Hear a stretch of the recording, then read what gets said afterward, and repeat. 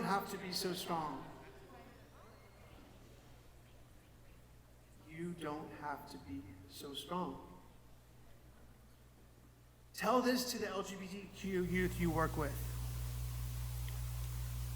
Tell them that they're strong. That they're strong for living their authentic life. They're strong for being themselves. They're strong for being a survivor in a world that so often pushes them out. That they are strong for being visible. That they don't need to carry this on their own. Let us be someone that they can lean on. If we want our LGBTQ youth to thrive and not just survive, we must be strong for them. We must wrap ourselves around these LGBTQ youth and tell them that they don't have to be so strong because we are here for them. We can change our communities by reaching out to them and telling them that they aren't alone in this journey. We will help them get stronger.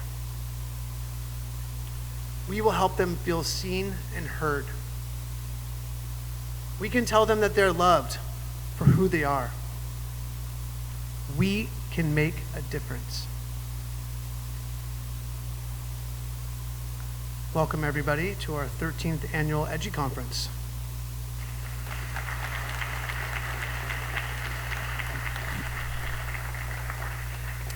EDGY stands for Embracing the Diversity of GLBTQ Youth and Families. My name is Cameron Glasgow, and I'll be guiding you through this journey at the EDGY Conference today. Today we are going to give you the tools and the takeaways to make the LGBTQ youth in your community, in your place of work, in your household, feel strong. There's so much more to being LGBTQ than their sexual orientation and gender identity. We're going to focus on the whole person and how you can make them feel seen and heard. We have a wonderful day planned for you with amazing presentations that we feel will inspire you to make a difference in the lives of LGBTQ youth. In addition to our keynote presentations, we have some fun giveaways, a resource fair with several different local organizations for you to connect with, 2 workshop sessions, lunch, and so much more. Today is about learning how we can look within to increase our capacity of the LGBTQ plus community and, in turn, increase our capacity to better serve the LGBTQ youth that we care for. A couple of housekeeping things, just to please remember to sign in and out of every presentation if you're receiving CEUs. To raise your hand and ask a question if you don't know anything about something or you want to know more. And to reach out to your neighbor or to your workshop attendee and say hello. Today is about creating a safe space for you to learn and to be inspired. And speaking of inspiration, I would like to introduce you to our fierce leader who always has and always will push for LGBTQ rights in every aspect of the work we do. Please give a warm welcome to Penny Lane Center's CEO, Ms. Wendy Carpenter.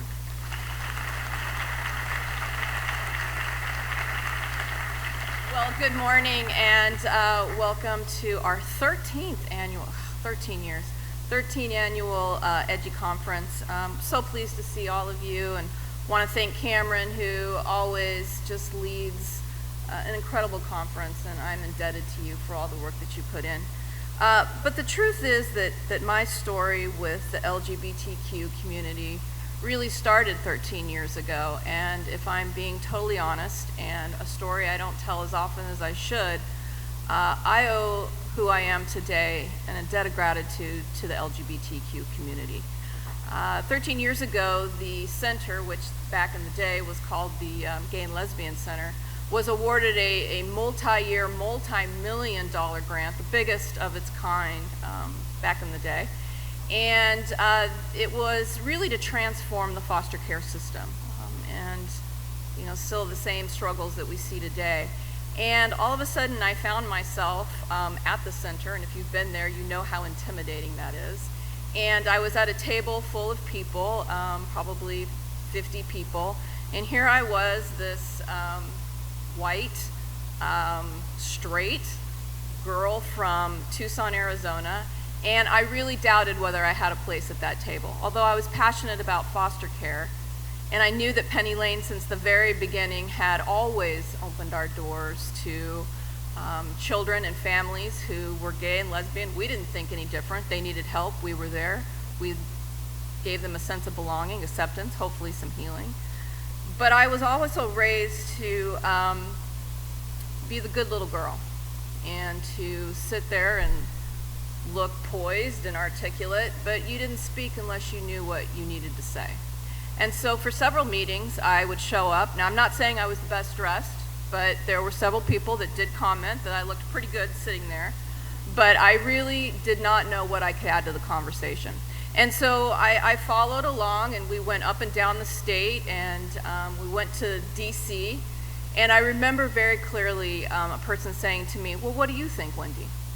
And it was the first time in this room I realized that there was power in being an ally, and that my voice could be as strong, if not stronger, with a lot of my colleagues working in the child welfare system. And so for the first time, the quiet little Wendy became a fighter. And I have used that throughout my career many times, knowing that I could be in a room where I might not feel like I belong, but I could still make a difference. There are no coincidences in life, as we know, and yesterday I found myself at a funeral, the brother of two very dear friends, one of who's here today. And I sat next to him as he sobbed, and he is in his early 60s, a gay man, and I sat there thinking, how many funerals has this man been through?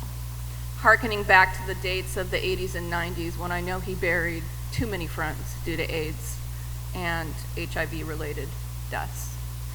And I sat there and I thought, you know what, we as a community, the LGBT community, got through that AIDS crisis. And how did we do it?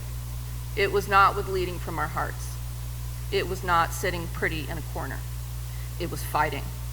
It was getting out there and demanding change with the loudest voices that we have.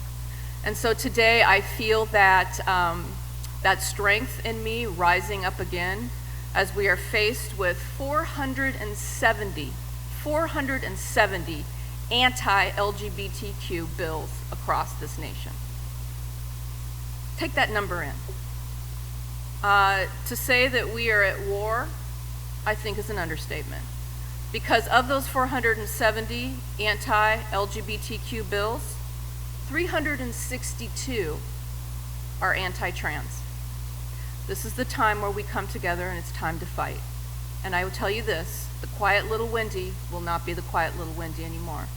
And Penny Lane will stand shoulder to shoulder with this community and fight until there is equality and justice for all. Thank you.